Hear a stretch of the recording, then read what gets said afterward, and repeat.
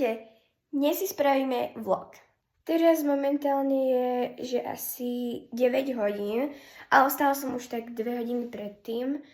A asi sa idem najskôr naraňajkovať a potom vám poviem niečo viac. Idem si robiť tie raňajky.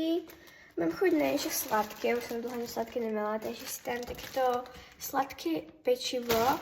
Áno, tu si dám ešte nutellu a možno si tam ešte nejaký banán alebo tak. Takže spravila som si to pečivo s banánom a ešte som si k tomu spravila ovocný čaj. Mimochodom, teraz sú momentálne prázdniny, takže mám voľno. Dneska budem ešte natáčať jedno video na Instagram. Pokiaľ ma nesleduješ na Instagrame, tak to určite zmeň, volám sa tam nigelik_18. Určite tam daj follow. Inak ako nebudem robiť nič také zaujímavé, možno si ešte pôjdem upratovať izbu a tak. Do školy sme nemali asi žiadne také úlohy. Jedine si ešte pôjdem trochu dokončovať projekt. A to je asi aj všetko. Keď dám, tak si pôjdem spraviť takú menšiu skincare. A možno nejaký taký ľahký make-up. To vejanici takto ráno neraňajkujem cez týždeň, ale dneska som sa rozhodla, že budem raňajkovať. Ok, už som dojedla, takže si idem spraviť skincare. Začnem s takouto čelenkou. A ešte si dám toto na ruky.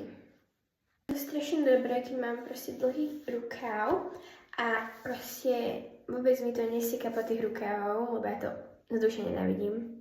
Si zuby. A teraz si umiem tvár s týmto CeraVe.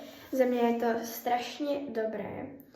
Aj keď je to celkom predražené, ale ako mne to vydržalo rok a stále to mám, takže nie je to až také strašné.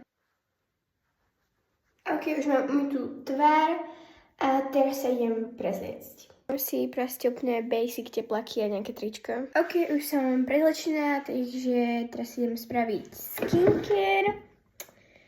Na skincare používam takéto sponky, neviem, je mi to dobré, lebo nemusím si dávať tie rôzne čelenky, iba si to takto dám, tie sponky.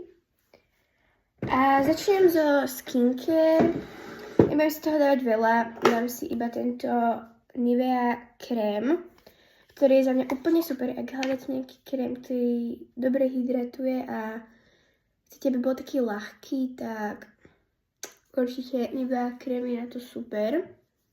Mne veľmi pomohlo, keďže ja mám veľmi suchú pleť, ale že veľmi suchú pleť. A teraz sa mi spravilo aj proste takéto exém pod obočím a túto na viečku trochu. Proste je to exém a musím ísť za nejakou dermatologičkou, aby mi na to niečo dala, pretože skúšam všetko, ale nič mi na to nepomáha. Ja nemám tu nejakú Imazoli a tak. Takže si dám teraz Imazol Plus. Tento taký krém, ale používam to už asi týždeň a vôbec sa nezaberá, takže nie, že by som sa proste o tú pleť zle starala alebo čo, ale proste mám takú pokožku, mala som to aj v hlave, takéto suché miesta.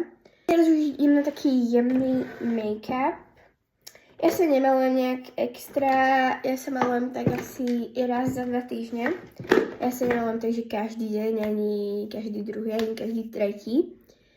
A začnem s týmto Bright Eyes od Essence. Je to za mňa super. A keď napríklad nechcete úplne používať korektor, tak si to iba takto dáte. A vám to prekrie tie kruhy pod očami, takže toto veľmi odporúčam. Je to teda od Essence. Ja som si nejak zvykla nepoužívať tie beauty blendere, robím to proste všetko rukami. A príde mi to aj lepšie, pretože beauty blender proste polovicu toho produktu zožerie a potom tá pigmentácia je fakt nulová, takže už to robím iba takto prstami. A dám si ešte trošku korektoru, lebo vidíme, že tu mám takú tú rúžovú farbu pod tými očami. Takže si dám trošku tohto korektoru, fakt iba malinko. A je teda od Catrice. A ako za mňa je ten korektor celkom fajn, len na mňa je celkom dosť žltý. Ja proste, zatiaľ som ešte nenašla taký korektor, ktorý by bol fakt môj oteň. A to nie, že by som si ho proste sama kupovala, to som dostala, ale aj tak proste. Ešte som nenašla taký ten fakt dobrý concealer. S obočím si nebudem asi robiť nič, však na čo. Ale dám si blush, keďže ja blushe milujem a mám tento z Inglotu. A za mňa je to celkom akože taká Barbie farba, ale keď sa to rozblenduje, tak to tak vôbec nevyzerá, takže asi tak. Licenku som tiež používala prsty, ale potom mi to robilo také divné flaky. Takže na to používam štetec, ale tiež potom tá licenka je menej pigmentovaná, veď môžete sa aký ten štetec družový od tej licenky. Ale za mňa to vyzerá celkom dobré. Jasninku si dám iba túto Call Me Queen. Neviem, nejak som si zvykla na tú riasenku. Ona má veľmi takú mokrú textúru, ale krásne mám tie myhalnici prečeše. A je to asi jediná taká maskara, ktorá mi fakt nezlepuje tie riasy. Pretože priznám sa, že aj tá Sky High mi trošku niekedy zlepovala tie riasy. Ale toto vôbec. Toto mi vôbec nezlepuje. A je za mňa veľmi taká príjemná. Nemyslím si, že to urobí nejaký extrémny efekt. Taký dramatický efekt. Myslím si, že je to skôr také prirodzené a ja také maskery milujem, ktoré sú prirodzené. Pretože ja nemám rada, keď je to taký ten extrémny look, že si ľudia myslia, že máš na sebe už aj umelé myhalnice. Proste ja mám rada taký ten prirodzený look. A táto maskara. Dám iba na pery tento lip oil od Catrice, mám ho v otení 20 Drama Mama. Je to ten najtmavší a tento lip oil som si tak obľúbila. On má tak dobrú textúru, je síce trošku lepkavý, ale taký je NYX Fat Oil. Ale tie pery krásne zafarbí. A na tých perách vyzerá úplne že krásne. Fakt top. Ok, už som dala iba tieto sponky. A tak to vyzerá finálny look. Ešte voňavku.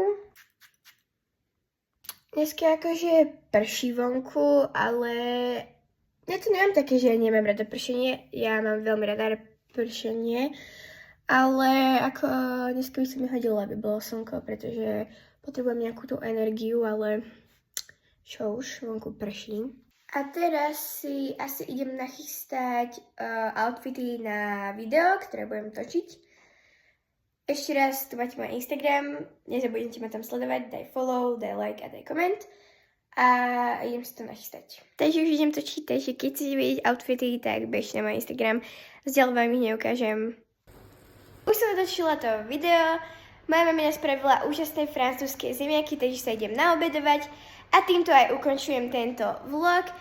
Ak sa ti tento vlog páčil, daj like, daj nejaký pekný komentár a budem veľmi rada za odber a zvonček. Tak a vidíme sa pri ďalšom videu. Ahoj!